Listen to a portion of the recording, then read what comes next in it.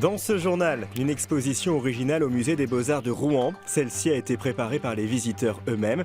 Ils avaient le choix parmi plusieurs œuvres qui se trouvaient dans les réserves. Également dans cette édition, des menus solidaires dans le Doubs. Des particuliers se retrouvent autour d'un repas. Les bénéfices sont ensuite redistribués à celles et ceux qui en ont besoin. Mais avant cela, découvrons la première couveuse maraîchère à Saint-Affrique. Un vrai coup de pouce pour les agriculteurs qui tentent leur première installation. Une façon aussi de favoriser la consommation bio locale. Salade et choux à l'horizon. Dans cette couveuse, Thibaut, 27 ans, est le premier maraîcher à tenter l'aventure. Opportunité rêvée pour une reconversion en douceur. Les intérêts sont que le gros investissement, c'est pas moi, c'est la commune qui l'a déjà fait. Et du coup, ça permet de se lancer avec une sécurité. Et voilà, donc j'ai sauté sur l'occasion et j'ai candidaté et j'ai été sélectionné pour être à la couveuse de Saint-Affrique. Ici, sur 4 hectares, ils seront 3, tous en bio, pour 3 ans d'activité maximum. Terre, tracteur, serre, tout est là. En prime, un accompagnement sur mesure par des professionnels du lycée agricole voisin. Maraîcher, ça ne s'improvise pas. Ils ont l'idée de ce que c'est que le maraîchage quand ils font leur petit jardin, mais de passer à la grande échelle et de pouvoir en vivre, il y a une grande marche à passer. Voilà, donc on est là pour les soutenir, pour les aider, les conseiller et faire des travaux pratiques. Voilà. La communauté de communes porteuse du projet a déjà des idées pour la suite, créer une plateforme légumière et répondre ainsi à une réelle demande. On va maintenant essayer d'aller davantage sur la partie commercialisation en aidant ou en accompagnant un projet qui permette de regrouper les différents produits des producteurs qui le souhaitent, de telle façon à pouvoir fournir effectivement une cuisine centrale ou des cuisines centrales et aller aussi amener les produits vers les grandes villes type Toulouse ou Montpellier qui sont les villes de la région. En attendant, la couveuse a trouvé sa place, les agriculteurs aussi. L'idée, elle, pourrait vite germer dans d'autres communes du département. Cette autre initiative dans le Doubs, des habitants de Valentigney sont invités à partager des repas solidaires. L'argent recueilli permet d'acheter des colis d'urgence pour les personnes démunies. Manger pour permettre à des familles de se nourrir. C'est ainsi qu'on pourrait résumer la philosophie de ces repas solidaires. Une fois par mois, pour 4,50 € ou 12 € selon que les personnes sont imposables ou pas, le centre social de Valentigney et l'association Trait d'Union proposent un menu entrée, plat, dessert.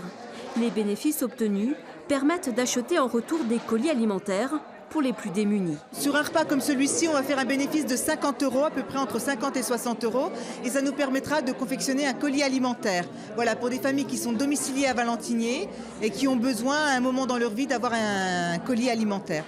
Pour les bienfaisants, si on peut les appeler ainsi, ce sont les notions de partage et d'entraide qui les séduisent dans ce concept. Par solidarité, forcément. Dès qu'on a connu les repas solidaires, on s'est fait inscrire. Pour retrouver plein de connaissances, déjà. Et puis bon, pour le sens que ça a aussi, bien sûr. Ça a aussi du sens pour le traiteur lui-même.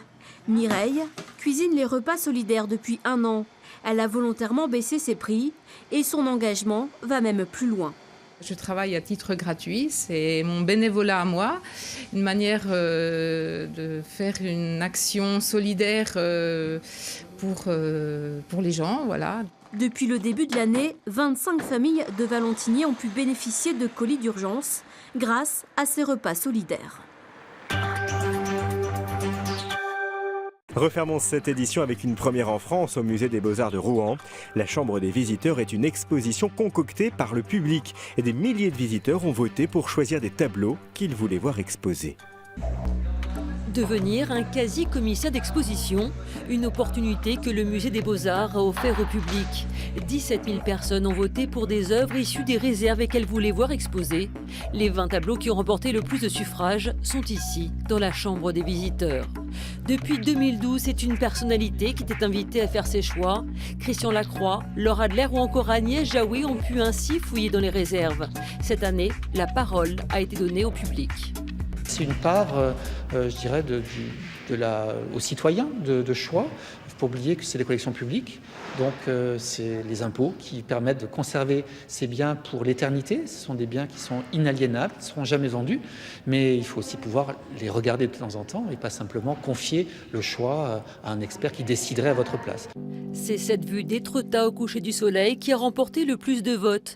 Un choix sans surprise pour des Normands, une œuvre d'André Raffray, un artiste contemporain, mort en 2010, influencé par Marcel Duchamp, qui réinterprète l'œuvre de ses inspirateurs.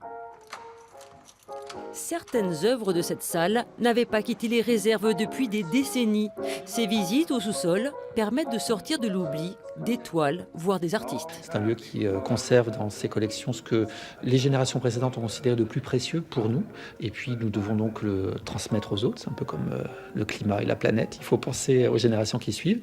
Et donc en permanence, nous sommes amenés à réinterroger ce passé, à se dire mais au fond, pourquoi est-ce qu'on avait acquis cette œuvre? Pourquoi est-ce qu'on nous avait donné ce fonds? En quoi c'est intéressant? En quoi c'est exemplaire d'une certaine époque? Le goût, c'est pas une chose absolue et éternelle. Les goûts changent. Donc des objets qui n'étaient plus regardés deviennent tout à coup intéressants. Des artistes qui étaient oubliés sont redécouverts. C'est la vie et il faut que le musée soit capable de s'adapter à ce mouvement-là. Et le choix des visiteurs donne un ensemble hétéroclite. Ces tableaux vont du XVIe siècle à l'art contemporain sans réelle cohérence entre eux. Le résultat est divers et n'est pas la cohérence que l'on recherche dans un musée quand on est un expert et qu'on essaye d'être didactique. Mais c'est précisément de sortir de cette cohérence qui était notre objectif, de sortir de la parole unique et de permettre à des objets qui n'ont jamais leur chance de retrouver la lumière. La Chambre des visiteurs s'inscrit dans la 5e édition du Temps des collections qui met en lumière le fonds permanent à travers divers projets, les nouvelles donations et acquisitions ou des parcours thématiques.